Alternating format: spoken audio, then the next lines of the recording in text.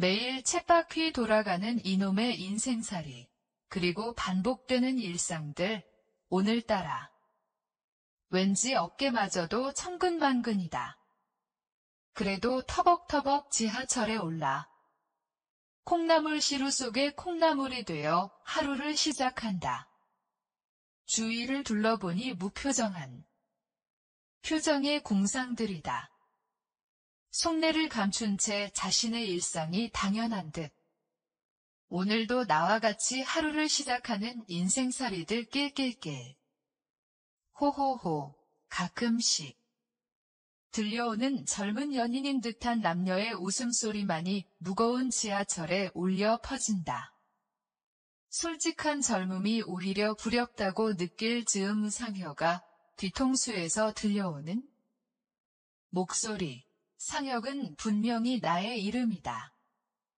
어릴 적부터 불려왔고 지금 그런 상혁이란 이름을 1000만이 넘는 인구가 늘상 들락거리는 지하철 안에 울려 퍼지는 것이다. 박상혁 맞지? 난 소리나는 방향으로 고개를 돌리자 30대 중반의 젠틀한 중년 남자가 나에게 성큼성큼 다가오고 있었다. 야, 이 새끼. 이게 얼마만이냐? 그는 무덤덤한 나의 손을 덥숙 잡으면 흔들어댄다. 누구신지 그의 행동으로 봐서 날 무척 잘 알고 있는 친구인 듯 싶은데 도통 기억이 나지 않는다. 임마. 나야 김용태라고, 김용태. 어릴 적부터 같이 자란 나의 친구이자 소중한 우리만의 추억을 공유하는 소중한 나의 친구였다. 앞니가 말처럼 넓게 벌어진 관계로 어려서부터 별명이 닭광이었다. 김용태, 닭광. 야, 이게 얼마만이냐? 마치 어릴 적 그날로 돌아간 것 마냥. 가슴 벅차고 그때의 감흥을 일으키기에 충분한 닭광과의 만남이다. 거의 20년 넘는 세월의 흐름 속에 닭광은 어엿한 중년 신사로 변모해 있었으나 어릴 적 해맑은 웃음과 앞니의 벌어짐은 고스란히 간직하고 있었다. 이런 호랑말코 같은 새끼야.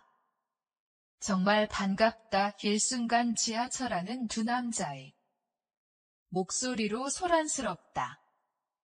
한눈으로 지켜보는 사람에서 위아래로 훑어보는 사람까지 있다.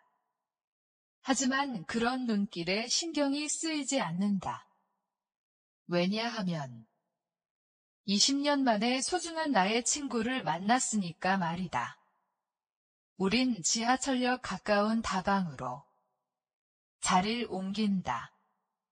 그 전에 회사엔 피치 못할 사정으로 연차를 낸 터였다. 소중한 6과의 만남인지라 연차가 아깝지 않았다. 다방안 한쪽 구석에 자리를 잡은 6과 난 수다스런 여자들 마냥 조잘대기 시작한다. 이게 얼마만이냐? 너가 고등학교 2학년 때 전학 갔으니깐 거의 20년 만이다. 어떻게 그동안 연락 한 번 안 했냐? 그럼 너가 먼저 연락하면 손가락이 부러진다냐? 6과 난 히히덕거리며 지나온 세월을 되짚고 있었다. 6은 그동안 갖은 고생하며 지내왔고 지금은 바닥재 대리점을 하고 있다면서 언제 한번 놀러오라는 당부를 잊지 않는다. 대리점을 3개나 가지고 있는 걸로 봐선 어느 정도의 부와 여유를 분명히 누리고 있는 듯 싶었다. 하지만 어려서부터 그 녀석보다 머리도 좋고 항상 상위권의 성적을 유지하던 나는 별다르게 내세울 것이 없었다. 어떻게 살았니? 결혼은 했니? 자식들은 몇 명이니? 직업이 뭐니? 행복하니 등등 녀석이 물어오는 질문에 건성건성 대답하고 있었다. 하지만 이 녀석을 만난 후부터 묻고 싶은 한마디가 아까부터 입안에서만 빙빙 돈다. 색시는 뭐 하시냐? 이쁘시냐? 그냥 평범해. 길거리에서 흔히 지나치는 아줌마지 뭐. 그건 그렇고. 용태야, 난 아까부터 하지 못한 말을 꺼내놓으려 하자 나도 모르게 심장이 마구 뛰었다. 뭐, 왜 이렇게 뜸을 들이고 지랄이야? 저기 있잖아, 어머님은? 어머님은 여전하시지. 용태 또한 각오했다는 듯 얼굴에 묘한 웃음을 짓더니 곱게 늙어가신다. 너 말대로 평범한 노인네 다 됐지 뭐. 어머님이 올해 나이가 어떻게 되시지? 너가 전학 갈 때가 30대 초반이셨으니깐 올해 52세야? 그렇구나. 여전히 이쁘시지? 자식, 너 아직도 우리 엄마 생각하는구나? 그럼 나한텐 잊지 못할 소중한 추억인데. 지금 가서 뵐래? 집에 계실 텐데 용태의 이 한마디에 왠지 모르게 가슴이 벅차오른다. 정말 지금 가도 돼? 못 갈 게 어딨냐? 20년 만에 만났는데 맞다. 용태 말대로 못 갈 이유가 없었다. 그럼 전화라도 한 통화 해드려야 되는 거 아니야? 내가 간다고. 아니 그러고 싶지 않은데 가서 깜짝 놀라는 엄마 모습이 보고 싶어지는데 용태는 마치 그 광경을 상상하는 듯한 의미 있는 웃음을 비친다. 그리고 나도 모르게 떨리는 가슴을 진정시키려 맹물을 벌컥벌컥 들이마시고 있었다. 고등학교 1학년 때였다. 야, 좀 조용히 좀 해봐. 엄마 깨신단 말이야. 용태는 떨리는 손으로 자기 엄마의 월남 치마를 들쳐 올리고 있었다. 아무것도 모른 채 깊이 잠든 용태 엄마였다. 야, 용태야. 그만하자. 무섭단 말이야. 쉬. 조용해. 새끼야 보고 싶단 적은 언제고? 아, 이렇게 떨릴진 몰랐지? 뒤척이는 용태 엄마였다. 너희들 뭐 하는 거야? 그때 아줌마의 얼굴은 그야말로 경악을 금치 못하는 형상이었다. 그날이 내 생애 최악의 날이자 최고의 짜릿한 날이었다. 우린 말이 없었다. 엄마.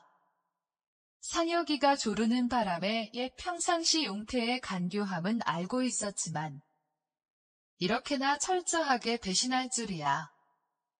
난 놀란 토끼 눈을 떠 용태를 쳐다본다. 그러고 잠시 후 흑흑흑 그녀의 흐느낌이 들리는가 싶더니 시간이 지날수록 더욱 처량히 울어대는 용태 엄마.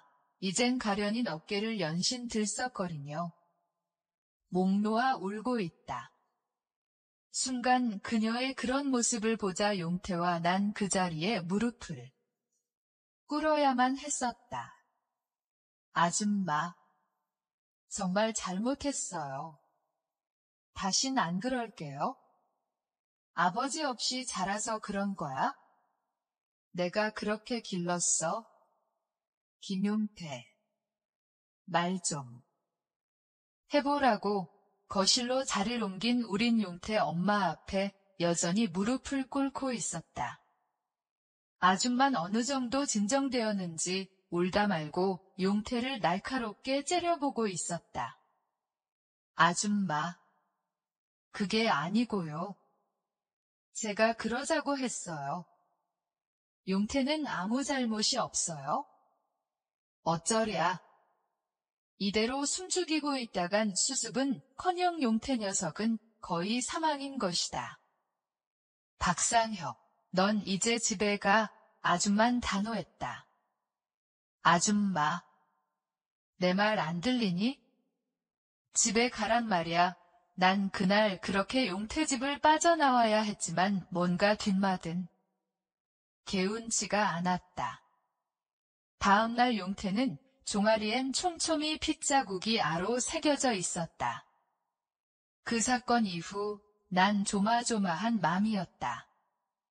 뻔질나게 드나들던 용태집엔 한 번에 발걸음도 하지 않았고 가끔씩 용태 엄마를 골목에서 마주치기라도 하면 애써 딴전을 부리며 걷곤 했었다. 하지만 여전히 아름다운 용태 엄마였다. 그런 그녀를 볼 때면 그날 일이 후회스럽지 않았다. 왜냐하면 그날 이후 난 그녀를 생각했다. 17세 어린 산의 가슴에 그녀는 한떨기 꽃으로 피어 있었던 것이다. 상혁아, 오늘 나랑 우리 집에서 자자. 너희 집에. 덜컹. 용태 아파트 현관문을 열어젖히자 7월의 한증막 같은 열기가 일순간 뿜어져 나온다. 용태 엄마 방에서는 빈 선풍기가 쉴 새 없이 돌아가고 있었고 용태 엄마의 모습은 보이지가 않았다. 용태는 자기 방으로 갔고 그때 화장실 문을 열고 나오는 용태 엄마였다. 안녕하세요. 뛰는 심장을 제대로 진정시키지 못한 채 불쑥 튀어나온 인사말이었다. 저녁은 먹었니? 네, 먹었어요. 그녀는 말없이 골똘히 생각에 잠긴 듯 싶었다. 상혁아, 내가 너에게 할 얘기가 있으니 내 방으로 가자. 난 용태 엄마를 따라서 방으로 들어갔다. 상혁아, 너 나를 여자로 생각하고 있니? 난 대답을 못했다. 아줌마, 그녀는 야릇한 웃음으로 나를 쳐다보고 있었다. 뭐 하고 있어? 얼른 이리 오지 않고? 상혁아, 내가 우리 상혁이가 이렇게 큰지도 모르고 아직 어린애 취급만 했으니 내가 우리 상혁이에게 줄 수 있는 최고의 선물을 주고 싶어. 친아들 같은 상혁이 이잖아. 아줌마, 그녀는 이미 결정을 굳힌 듯하다. 나도 모르게 발길을 옮겨놓는다. 상혁아, 이리 와. 괜찮아. 그녀는 엷은 미소를 띠며 나를 쳐다보았다. 친구의 어머니란 일륜적 가치관은 이미 사라진 지 오래였다. 그 일이 있은 후로 난 용태네 집을 자주 들락거리면서 그녀를 만났다. 너무나도 짜릿한 경험이었고 황홀했던 순간이었는데 그로부터 1년 후 용태와 그녀는 갑자기 이사를 간다며 나를 떠나갔고 우리들의 관계도 종지부를 찍어야만 했다. 딩동, 용태 녀석의 집은 이름만 들으면 금방 알 수 있는 최고급 아파트였다. 누구세요? 안에서 들려오는 여자의 목소리. 순간 가슴 한구석이 철렁 내려앉는다. 그런 나의 모습을 물끄러미 쳐다보던 용태가 피식 웃어 보인다. 긴장되니? 그럼 짐마. 20년 만에 처음으로 뵙는데 문이 열리고 우릴 맞이하는 낯선 여자. 용태 엄만 아닌 것 같고 용태 마누라치곤 너무 늙었고. 누구시냐? 용태야. 간병경 가정살림 해주시는 분이야? 간병. 일단 좀 앉아라. 거실 소파에 앉으며 주위를 두리번거린다. 38평 아파트에 멋있는 집안 인테리어며 가구들, 용태가 많이 출세했음을 단적으로 보여주고 있었다. 야, 너 돈 많이 벌었구나. 새끼 부럽냐? 부럽긴. 좋다. 친구가 이렇듯 출세했는데 뿌듯하다 임마. 계속 주위를 두리번거리자 가족 사진인 듯 커다란 액자가 눈에 보인다. 용태와 어머니 그리고 낯선 여자? 용태와 어머닌 20년 전 그때의 모습이었지만 낯선 여잔 누군지 기억이 나지 않는다. 나이는 고등학생 정도 되었음직한데 왠지 모르게 낯이 익다. 야 도둑 장가 간 거 아니야? 요즘 원조 교재니 뭐니? 떠들던데. 아니야 임마. 나 결혼 아직 안 했어. 그럼 저기 저 여잔 뭐야? 난 액자를 가리킨다. 아 그거 무슨 말을 하려다 말고 주춤거리는 용태였다. 임마 엄마 보러 왔음. 엄마부터 봐야지. 다시 말을 돌리는 용태였다. 그러나 지금 이 순간 액자 속 여자의 존재보단 용태의 어머니가 너무나도 보고 싶었다. 너무나 간절히 보고 싶은 것이다. 어머님, 어디 계시냐? 급했나 보구나 따라와. 용태는 소파에서 일어서더니 한쪽 방문을 노크하며 열고 들어선다. 나 또한 용태를 뒤쫓아 20년 동안 소가리한 그녀에게로 다가선다. 엄마. 상혁이 왔어. 상혁이 알지? 20년 전 상혁이 말이야. 용태의 손엔 70이 넘어 보이는 늙은 노파가 허연이를 드러낸 채 가쁜 숨을 몰아쉬며 나를 쳐다본다. 야, 우리 엄마, 좋은가 보다. 오랜만에 상혁이 보니까 그녀는 몸을 제대로 가누지도 못한 채 흐느적거리고 있었다. 임마 뭐해? 엄마야. 인사드려. 뻘쭘히 서 있는 나에게 용태는 어서 인사를 드리란다.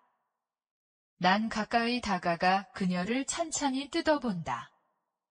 굵은 주름살에 형체를 알아볼 수 없으리만큼 야윈 팔과 다리. 하지만 어렴풋한 그녀의 모습이 보인다. 20년 전 나에게 커다란 선물을 준 그녀의 형상이 어렴풋이 시야에 들어오는 것이다. 어머니. 난 나도 모르게 그녀의 손을 거세게 잡는다. 어머니. 크크크. 난 그녀 앞에 무릎을 꿇은 채 한없이 목 놓아 울어댄다. 어머니. 저예요. 상혁이에요. 왜 이렇게 되셨어요? 어머니. 크크크. 난 서럽게 울어댔고 옆에 있던 용태 또한 눈에 눈물이 글썽인다. 뇌졸중이야. 벌써 3년 됐다. 정말 죄송합니다. 어머니. 진작 찾아뵀어야 되는데 지나간 20년이 너무나도 한스럽게 다가오고 있었다. 울다가 지쳐 다시 울고를 반복한다. 그때 어고 그녀는 힘들게 팔을 뻗어 나의 볼을 잡으려는 듯 하다 난 그녀의 힘든 팔을 들어 나의 볼에 갖다 댄다. 어머니. 저예요. 기억나세요? 상혁이라고요. 여보. 야, 우리 엄마. 너가 기억이 나시나 보다. 근데 널 남편으로 알고 계신가 봐. 엄마 좋겠다. 20년 만에 남편 만나서 용태는 옆에서 그녀의 얼굴을 문지르며 울고 있었고 난 그녀의 손을 볼에 비비며 서럽게 울고 있었다.